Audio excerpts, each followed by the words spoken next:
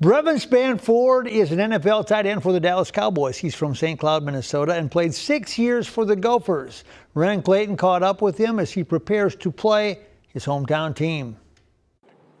This is Brevyn Spann-Ford, spring of 2024 at his pro day. He would go undrafted, but then won a roster spot in camp with the Dallas Cowboys. It was very stressful, just obviously not getting drafted and going through that whole process. And, obviously there's a lot of things that, you could really kind of be down on yourself about, but just being able to go through camp and make some plays and be able to be a part of a team is a dream come true to be in this building. Now in his second season as a backup tight end, last month Spann-Ford caught his first NFL touchdown.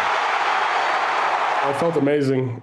Just kind of the outpour of support from my family and friends, teammates, coaches, it was kind of a cool moment. I definitely see myself as someone, I kind of lose sight of, smelling the roses a lot. So it was good to kind of take a moment to kind of recognize how far I've come. Spann-Ford still holds all the receiving records at St. Cloud Tech High School. He spent 6 seasons as a Gopher, crediting that time for how he's made it this far. I didn't even remember we had a meeting. I got my little Gopher shirt on today.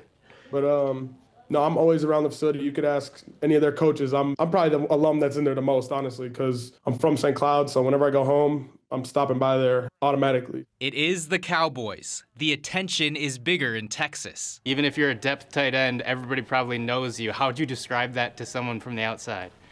Yeah, I mean, I think it's crazy to me because just being from Minnesota, how dramatically different it is. Obviously, the fandom is still everywhere. You got Vikings fans everywhere in Minnesota, things like that. Yeah, it does definitely hit a little bit different being a Cowboy. Spann-Ford has a first down. What do you think has allowed you to stick on the roster the past couple of years? I would definitely just say selflessness, just being able to do several things for the team and being able to play for one another.